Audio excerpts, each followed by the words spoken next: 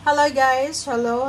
Taurus, welcome dito sa aking channel, Kapalaran 888 Taurus. Alam natin Taurus kung anong messages, vibration, gabay energy para sa lahat. So, general reading siya. I hope na makaresonate ka dito. Okay? Taurus. By the way, Taurus, ito ay New Moon reading in Pisces. New Moon in Pisces siya. Okay. Past life, trauma, past life, karma. This situation involves your past life memory. So, sinasabi dyan sa'yo, Taurus, na kung anong sitwasyon ang meron ka sa ngayon, ay resulta to ng mga nangyari sa'yo sa nakaraan. So, minsan, di ba, parang nagwo-wonder ka, iniisip mo, bakit kaya ganito yung nangyayari sa buhay ko?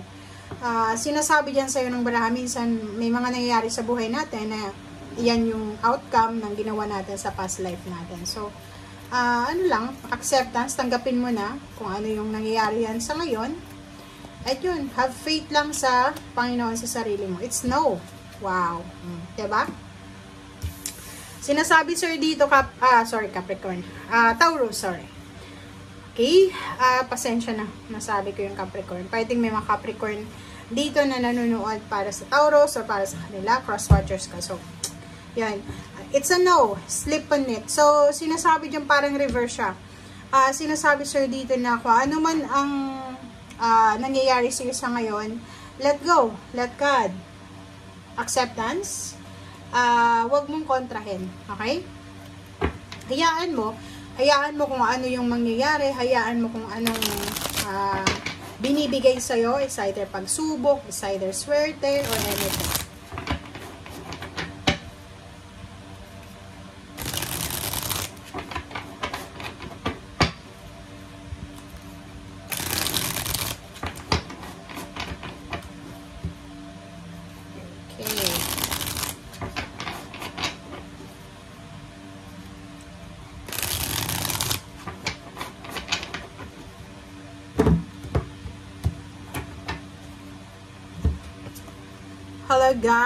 Hello guys, Salingo. 3 of Swords, nako, Taurus. Nakakaloka. Okay. Comment down below doon sa mga Taurus, kasi nakikita ko siya dito, yung new moon nito ng Pisces is emotional to para sa'yo. Pwedeng marami kang napagdaanan ng mga 3 of Swords sa buhay mo. Maraming trumaydor sa'yo, nanloko sa'yo, nang backstab sa'yo, nagnakaw na kung ano yung meron ka. And siguro marami kang panahon sa buhay mo na nagmumukmuk nga. Parang stress na stress ka, umiiyak ka siguro sa gabi. Nakikita ko siya dito na pasan-pasan mo yung mundo. Parang ang bigat-bigat ng mga dinadala mo sa buhay. Pwedeng ikaw yung breadwinner, or pwedeng heartbroken ka, or siguro hindi ka makahanap ng tamang tao para sa buhay mo. Or kung medyo may edad ka na, siguro hindi ka masaya sa kung anong nangyayari sa'yo sa buhay mo. Diba? Past life talaga to guys eh.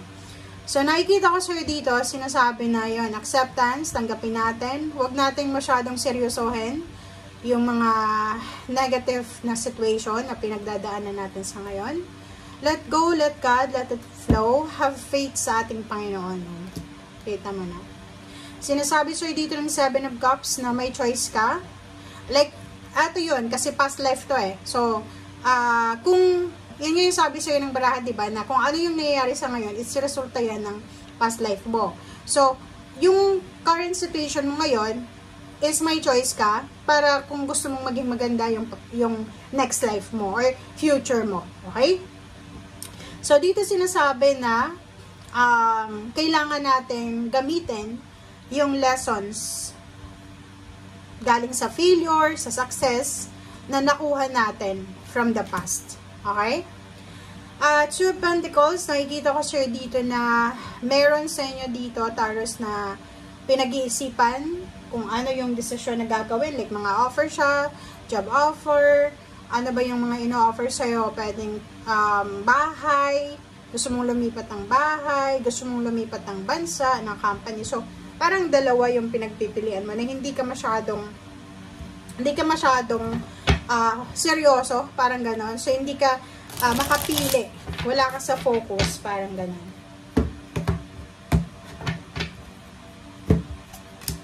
Okay. Ace of Cups. Tingnan mo naman to. Nakakaloka. So, in terms of relationship siya, pwede siyang intimate or pwedeng pamilya. Okay? So, pamilya or intimate to. Sinasabi sir dito, Taurus, na posibleng meron kang pinagdaanan na problema sa pamilya, problema sa relationship, na posibleng masettle siya sa ngayon. Okay? New beginning siya, Ace of Cups. So, like for example, may kaaway ka, may nang-away sa'yo, may gumawa sa'yo ng hindi maganda. Pwedeng makatanggap ka ng apology, or pwedeng ikaw yung may kaaway, pwedeng ikaw yung may hindi magandang relationship sa mga tao sa paligid mo. Hindi pa uli ang lahat para magsimula ulit.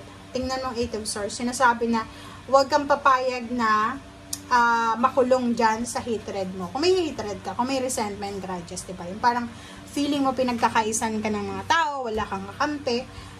Dito sinasabi sa'yo na oras na para tanggapin natin kung ano yung sitwasyon. Kasi minsan, kahit gaano kabuting tao, may mga tao talaga na hindi nila maiintindihan kung anong klase kang tao.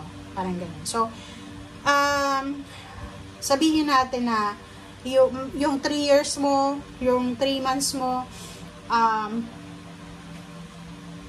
wala kang satisfaction, instead na maging masaya, walang kaligayahan, ino-offeran ka dito ng Zero the Fool ng New Beginnings. Ino-offeran ka ng Ace of Cups ng new friendship, new love life, pwedeng new commitment, parang new partnership. So, wag kang matakot. Okay? Wag kang matakot. Laban lang kung laban. Queen of Pentacles. Sinasabi sir dito na nasa mindset mo ngayon, nasa utak mo na nagmamadali ka eh. Gusto mong makaipon ng pera, gusto mong makalipat ng bansa na mas mataas ng sweldo, gusto mong kumita ng malaki, ma-promote, tumaas yung benta ng negosyo mo, dahan-dahan lang. Kasi parating ka dun eh, papunta ka na dun. So, sa ngayon, habang nagtatanim tayo ng mga binhi, be patient, and at the same time, gumawa tayo ngayon ng isang bagay na pwedeng rason para maging proud tayo sa sarili natin in the future. Okay? So, sa ping relationship, may posibleng Taurus na makikipaghiwalay or pwedeng cool off or pwedeng hiwalay sila dahil sa trabaho or negosyo or kung ano pa man. Okay? Thank you guys. Bye!